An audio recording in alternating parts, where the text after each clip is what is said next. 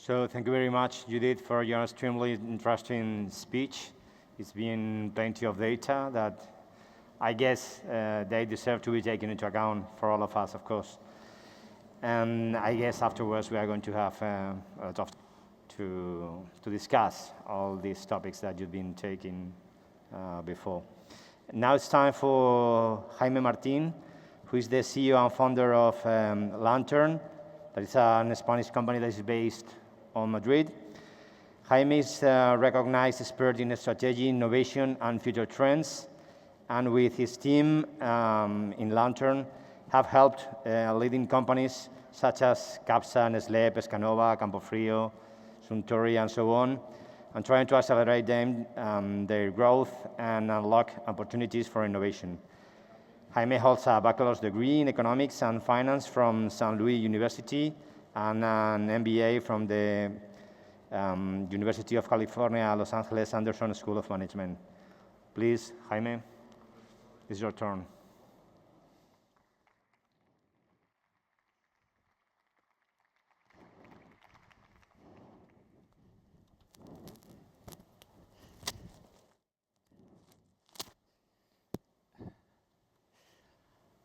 ¿Se me escucha? Vale. Ok, qué placer estar sin mascarilla. Bueno. All right, hello Bilbao, good afternoon. I know it's a horrible time. We had lunch and just listening to speakers, it's really tough. First thing I want to thank is Rogelio from ATI, which I'm not even sure he's there or not. Doesn't really matter if he listens to the speech later on. Rogelio, a month ago, he told me, okay, Jaime, why do you give a speech in Food for the Future about predictions about food? And I said, mira, Rogelio, yo sé que tú eres de Bilbao, yo sé que en Bilbao ponéis un evento de 4.000 personas, 2.000 empresas, os hace sol el día que inauguráis y todo para adelante. Pero esto de hacer de predicciones así como así, pues es complicado, ¿no? I switch back to English. Captions, bad joke from the speaker, please. So, very hard to do predictions in the food industry because pretty much everything has been published. So I really had a challenge. And the first thing I did was to go and look to our Food Revolution report that we launched in Lantern. We launched this report in 2014. Okay, that's 7 years ago. We were talking about these elements here. We were talking in the field about robotics. We were talking about insect protein, IoT. In the industry, we were talking about lab-grown meat, plant-based protein. We were talking about proximity products, D2C models. We were talking about fridges that talk to the supermarket, etc. So that was 7 years ago. And a lot of this is happening today. And a lot of this you can probably really understand how it is being brought to life by technology companies out there. This is already the reality, it's the present. So what I'm trying to do in the next few minutes is just to inspire you with a speech that you probably maybe think, what did this guy smoke, okay? Because I was trying to be a little provocative and a little bit challenging and try to push a little bit the boundaries of what the food industry could be about, or at least three narratives, three predictions that, in my opinion, could be valid or not. The first is from health to wellness, and you know, you and I, we've been in the food industry for the last decades, and who has not read thousands of reports that the food industry is about not many things: convenience, health, nutrition, pleasure, maybe technology now, and now sustainability. And those are the same themes that over and over we read in the reports. A lot of companies are really focused on launching healthy products.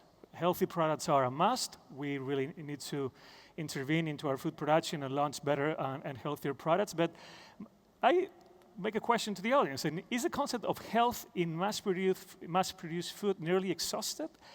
It might be exhausted because we've been talking about health in food for the last 2 decades at least, or at least the last decade. So do we need a new narrative? And I think that we could talk about a new narrative. And the new narrative is wellness. The term wellness was probably the most trending topic or the most sought after term in Google searches last year. Last year was the year of the pandemic. We were looking to have a better life. We were stressed. We were really worried about our families. We were worried about our businesses. And we really needed to stop, reassess our life, reconnect, and really think, what do I want with my life? Do I need to change things just to feel better? Okay? The term wellness, the terminology, wellness as opposed to illness, was invented by Herbert Dunn. And wellness as opposed to health, health is a very static binary concept. I am healthy, I am not healthy. Wellness is a pursuit of choices and an active lifestyle just to get optimal outcomes. Outcomes that can be in physical, okay, mental, or spiritual realm. Okay, so it's a much broader concept than just health. I am healthy, I'm not healthy. Achieving wellness, I think, is going to be probably one of the biggest terms and one of the biggest trends in the next few years in many industries because this is very transversal. Like I said, wellness allows us to get deeper connections with human beings when you really understand that just any person is trying to have a good mental health, physical health, emotional state of mind, be connected with the environment, with the social and spiritually. This really opens a deeper connection with consumers, not just being healthy or not. It's about the expanded set of benefits. When we talk about wellness, we talk also about moods, we talk about need states, we talk about aspirations. And it's basically transcending the narrative of from selling food as a physical matter to selling food as a state of mind. And I know this sounds a bit esoteric. Let me just go through it a little bit. When you reframe the industry where you are, then all of a sudden you have innovation and new business and brand strategy opportunities because you're just not selling food. You're just not selling a bottle of water or a box of cereals. You're selling wellness to your consumers, to human beings. You're just helping them to achieve that state of mind that they're trying to pursue, better connection in a more holistic way. And this opens collaborations with different other wellness industries out there. Other industries have already reframed their purpose. Car companies 10 years ago, they defined themselves as car companies. They sold cars. Now they are mobility. When you're a mobility company, you can sell cars, you can sell intermodal logistics, you can get into car rental, you can have mopeds on the streets or bicycles. It's a completely different set of business, okay? And you can also start working on an ecosystem. You can be a kombucha company and you can go to a spa chain and say, let's do something together. I have kombucha, it's good for my microbiota or for your microbiota. Let's do something in the spa for your consumers. If you're a protein company, you can go to a gym chain, okay, a workout gym, and say, let's develop products for the people that come here and work out. Because it's about connections, it's about wellness, okay? Looking at signals from the future, okay, when we try to do foresights and see where the world is going, which is not an easy task, we just try to capture signals that the future is sending to the present, okay? And here's some signals for you. Consumers, they also need to reassure that when they make decisions in the aisles of the supermarkets, the products that are there are in tune, are in sync with their lifestyle and their ideology and the way they understand the world should be. That's why some companies like this one, for example, is really reinforcing the notion that it's really sustainable and is really linked to your values. Sustainability is part of wellness. When Casino Supermarket in France, they launch a score of animal welfare, it's not only they're trying to differentiate themselves, they're trying to connect with you at a deeper level. They're just not selling nutrition. They're just not selling food for you and your family. They're saying, we believe that the wellness of you, your family, and the planet and society, we share all those values. We are talking about wellness. Other signals, companies like nutraceuticals. I was in Geneva a few years ago in the fair, and it's just amazing. A lot of companies are really using adaptogens, are working on mood-enhancing products because we are a very impatient civilization. We want to eat a pill and have an effect. And some companies are realizing, like this one here, that you can see they're using inulin, maqui, cinnamon, ginger, etc. Those are super ingredients that have this mood-enhancing capability. DriftWell, another signal from the present. PepsiCo launched it last year. This is a company. This is a drink that you can see sip into relaxation. It helps you sleep. It also gives you concentration. It has theanine, and it's a sign of how companies are starting to think, from food, can I help the state of mind of consumers, the moods of consumers? CBD, this is a huge market. In Europe, it's not so much developed as in the US, and we can get into moral discussions here, whether this is good or bad. I'm not getting into that. We can have a beer later on and discuss, but CBD gummies, they allow you to achieve certain flow of consciousness, certain moods. A huge market, by the way, edibles market, and when I say edible, is CBD edible market, is about $1 billion in the US. It's going to grow at a CAGR of 24% in the next few years to $5 billion just in the US. And in Europe, like everything else, it will come, because things are born in San Francisco and Los Angeles, then they move to the rest of the states, and then they move to the rest of the world.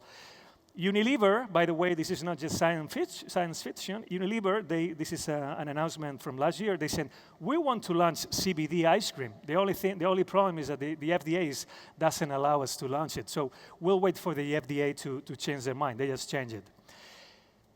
We can get a bit more groovy here, and this guy that looks like the Big Lebowski, he's one of the founders of Lagunitas. Lagunitas is a craft beer out of the West Coast in the US, and this company, by the way, is owned by Heineken. These guys are pushing the mood and the wellness environment a little bit more, and they just launched these hi-fi hops.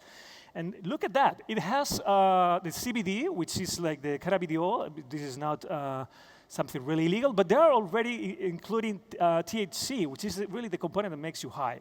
And let's not forget that the humankind has been trying to get high since the beginning, okay? Since the moment that we discovered that fermenting some vegetables or some fruit, we could get alcohol and get high, this has been there.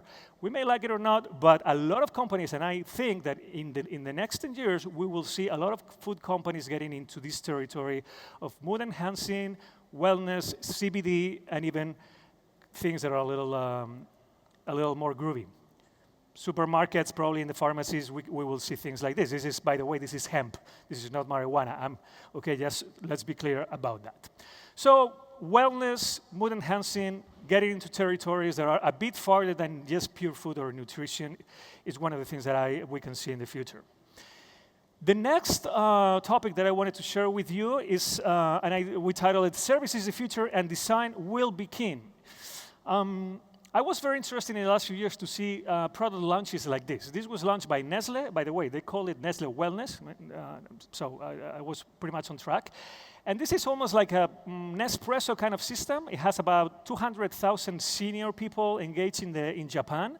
You're a senior, they take a DNA test from a blood test with you, and they understand your microbiome, they measure the lifestyle that you have, the exercise, your diet, and then they start sending special capsules like that one to your house so you can brew an infusion with a specific micronutrients that are geared to your health. And you have a relationship with the company in a digital way, like that chatbot interface that you can see there in Japanese, where you can start talking with the company, et cetera, et cetera.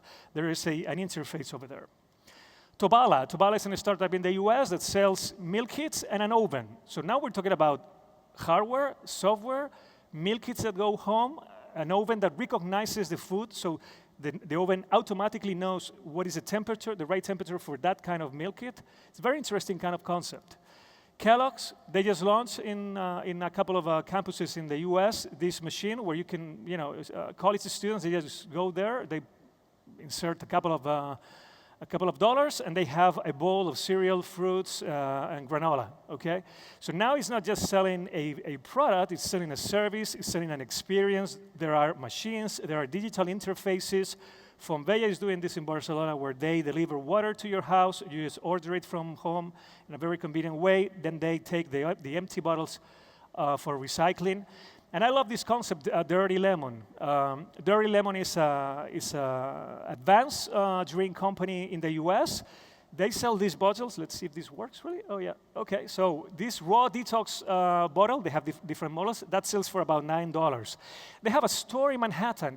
You can see the picture here. It's just a store with a refrigerated aisle there, and you just go there, and if you can read the messages there, you just take what you want. So you go to this store, you open the fridge, you grab the bottle, you walk out the street, and that's it. You don't have to pay. There is no cashier. There isn't anything. There is just a relationship of trust between the company and you, between the brand and the consumer. What you do is you just text the message. You text the company. You say, hey, I just took a bottle or two, okay? And they will say, okay, please press this link, put your credit card, and just pay. You can do it while you are in the subway or when you are in your office. It's a completely different relationship. All these companies have something in common, okay, which is technology, digital interfaces, they have direct channels to the consumers, and they have the value of creating experiences. And thinking outside of the box and thinking how the future of food companies are not just going to be product-oriented, they are going to be also service-oriented. It will be a mix of product and service. That makes all the sense. It makes sense because we live in a more digital life. It makes sense because food is commoditized. At Lantern, we're working with a lot of companies in inventing new products, new categories, new brands, and it's really hard to achieve product superiority. It's that concept that is very P&G kind of concept. It's very hard to achieve. You need a lot of R&D, you need a lot of resources, and you have a lot of people that want to copy your product when you put it in the shelf. And you know, you have suffered this, I'm sure. The retail channel is increasing. The share of private label is just massive. In Spain, this is just humongous, and it's really tough for innovators to put products out there. So having direct relationship with consumers and moving into a service-oriented company makes total sense. Building your own channels allows you to gather data, which is gold, and then technology deployment, it's cheaper than it was a decade ago. So it makes total sense to move into this kind of business model. What does this imply to food and to F&B brands moving into a service-oriented business model? First, mastering the art and art and science of creating human experiences. And let me tell you something. Putting a product in a supermarket aisle is not really creating a human experience. And I know I am a foodie, and I'm very proud of the products we design. And it's amazing, and food is pleasure, and it's experience, but it's a bit of a limited kind of thing. You can amplify the experiences when you put digital, when you put service, when you put customer journeys around it, okay? Companies will need to become technology and design-driven, okay? Putting consumers at the heart, putting technology at the heart. And this means using a strategic design thinking in the heart of the company. This means having someone that gives a coherent vision of the entire human experience that we're trying to create. That can be brand, packaging, UX, human interaction. And the last prediction that I would make is that food companies, the ones that really want to differentiate themselves and work in this kind of business models, they will need to have a chief design officer. And a chief design officer is someone that is training design by training, that understands technology and businesses, and that sits and reports directly to the CEO, not to the CMO, by the way, okay? Chief design officers should be autonomous, should propel the design spirit and the design culture along the company. Some companies are doing this already. This is, you can go into internet, this is Mauro Porcini. He's the chief design officer of PepsiCo. This guy reports directly to the CEO, and he's in charge of making sure that design is a very fundamental part of business strategy at PepsiCo, designing human experiences. He doesn't report to the CMO. The CMO has different roles. And last but not least, my third prediction of the afternoon, obesity is the next pandemic. At the beginning of the 20th century, the workforce was very manual, very physical, right? It was about going to the fields and plotting the earth. It was about creating cars in the factories, about building the skyscrapers like these guys in the picture, okay? These guys used to have something like this for breakfast. I don't know, 2,000 calories, more or less. This is what I had to, by the way, this morning in the hotel, because giving speeches in Food for Future is also very, very exhaustive, okay? And by the way, something very interesting. Why do we eat so much when we go to hotels? It's a fascinating concept. But anyway, yes, 5 minutes, I know, thank you.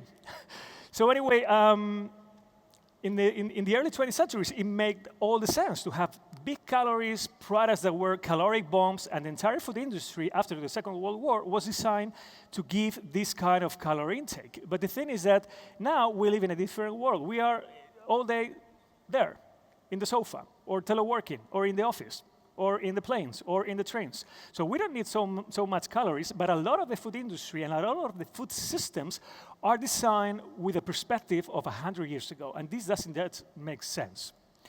The problem is that we are more and more sedentary. This data is from The Lancet, which is the most prestigious medical magazine in the world. And just read the data, please.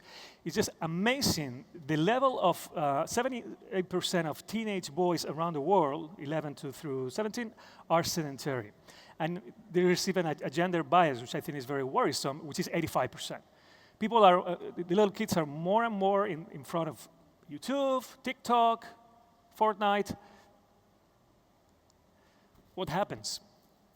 I'm just showing here first data from the UK because they have a countrywide strategy against obesity from the government. Okay, so there's a lot of reports out there. 63% of adults in the UK are above a healthy weight, and of these, half are living with obesity. 1 in 3 children coming out of primary school are living in overweight or living with obesity. These numbers, I believe that they are unacceptable. These numbers are really worrisome for everyone here, us that are in the food industry. We really need to think about this and put this center stage in the table, in the executive committees of the companies. UK, but now look at Spain. The data is also very, very depressing. This is growing. Obesity is really a big problem that we have. And it's not just about aesthetics or about whatever. It's about cardiovascular problems, etc., and increasing the cost of the healthcare system farther down the road. And when I see these numbers, I say, well, there's something that we're doing wrong. Were we not supposed to be a country with a Mediterranean diet? And the worst thing about this is the Line 1 metro in Madrid. I live in Chamberí, okay, which is a central neighborhood, middle class in Madrid, okay, and a lot of families, retirees, etc. But sometimes on Mondays I go to my singing class, 3 stations up north to Estrecho, which is a different neighborhood. It's working class, a lot of immigration, and when you walk out of the subway station, the scenery, the landscape changes completely from my neighborhood. All of a sudden, you start seeing little children, girls, boys, that are really, really overweight, and also their parents. And why is this happening? So obesity prevalence is highest amongst the most deprived groups in society, and this is another thing to think about. Why is this happening? Well, this is happening because the food system is designed in many ways that create the wrong incentives for people that don't have the empowerment, the tools, the knowledge, the willingness to take care of their diet to really take the wrong choices. It can be the wrong promotions, impulse buying, supersize, junk food, products with a lot of fat, a lot of salt, etc. And now more and more a sedentary life. And this is the problem that we have in the system. So this system, like the Jenga game, if you have played, it's a system that obviously we don't want to crack it down. We just need to tweak it and make it work better. The first thing for me, at least it's my opinion, is that, hey, food companies are part of the solution, okay? Not the problem. Food companies feed the world, we are part of the solution. Second, treat citizens as free adults, not as a stupid herd. This is not about massive regulation, it's about telling you what to eat, what not to eat. That's not supposed to be like that. Just empower them, do not patronize them. A new system change and long-term strategy for a problem that is complex and is going to take some time. 3 ideas of how this could be solved. 1, how might we at food companies foster a more sustainable and healthy diet in our families, in our companies, in society in general? How do we recover the diet that our grandparents had in Spain, for example, a truly Mediterranean diet with a lot of walking, exercise, a lot of vegetables, a lot of fruits, legumes, some protein, some animal protein or not animal, whatever, that's up to you. How do we foster this? How in food companies do we promote exercise and an active lifestyle with kids so they stop being as sedentary as they are? And finally, how do food companies and administrations and other parts of the system encourage that little kids learn about food, they learn about nutrition, they learn about cooking. People are cooking less and less, and we're losing a huge intangible of our society. Food is part of our cultural identity, and when you know about food and you know how to cook, it's much easier to take care of you. Okay, so I really would appreciate if when we go on Monday to our companies, we think about these issues, we try to convince other parts of the ecosystem of should we include in the curricula of primary schools a subject that is food and nutrition or food and cooking, name it, it doesn't matter, but I think this is very important. We cannot allow that we lose this part of identity, which is food, cooking, nutrition. Thanks a lot. That's it.